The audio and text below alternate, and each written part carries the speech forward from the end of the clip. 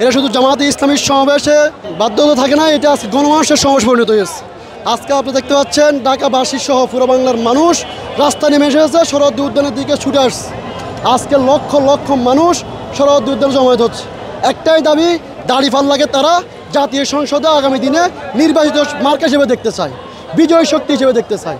তো বিজয় শক্তির মার্কা হচ্ছে দাড়িপাল্লা, ইনসাফের মার্কা হচ্ছে দাড়িপাল্লা, যোগ্য লোকের মার্কা হচ্ছে দাড়িপাল্লা।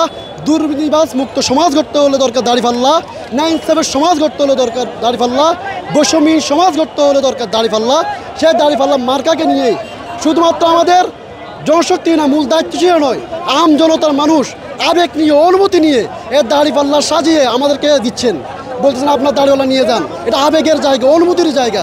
দীর্ঘদিন জালেম সরকার, সরজাক সরকার আমাদের দাড়িওয়ালা মার্কাকে নিবন্ধন বাতিল করে, মার্কাকে আমাদের বিচ্ছিন্ন করে রাখছিল গণমানুষ থেকে বিচ্ছিন্ন করার পর যে মার্কাটা আমরা ফিরে পেয়েছি, সেই মার্কার প্রতি মানুষের আবেগ, অনুভূতি, ভালোবাসা বহুগুণ বৃদ্ধি পেয়েছে। আল্লাহ কোরআনে বললেন, আন আকিমুদ্দিন আলা তাতাফাররাকু ফি, যে তোমরা দলবদ্ধভাবে থাকো এবং পরস্পর বিচ্ছিন্ন হয় না, এই একটা ব্যাপার। এবং আল্লাহ যুগে যুগে নবী রাসূল পাঠিয়েছেন যাতে করে এই সমাজে যত প্রকার জুলুম, নির্যাতন, ফ্যাসিবাদ ব্যবস্থা আছে, এই সকল ব্যবস্থার মূলচ্ছেদ করে সৎ যোগ্য নেতৃত্ব কায়েম করা যায়। আর জামাত ইসলামী সৎ লোকের শাসন চায় এবং কোরআনের আইন চায়।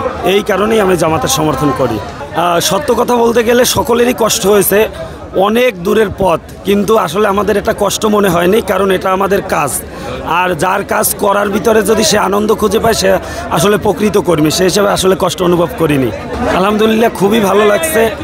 আর সেজদায় মস্তক অবনত হয়ে যাচ্ছে যে এত মানুষ জামাতকে ভালোবাসে। এই বাংলাদেশকে বিনির্মাণ করার জন্য বাংলাদেশের আপামর জনতা আজকে হাতে হাত মিলিয়েছে। শুধু জামাতের কর্মীরা আসতে, ব্যাপারটা এমন না, এখানে সব মানুষ তাদের ন্যায্য অধিকারের জন্য ফ্যাসিবাদ মুক্ত বাংলাদেশ গড়তে এক জোট বেঁধেছে।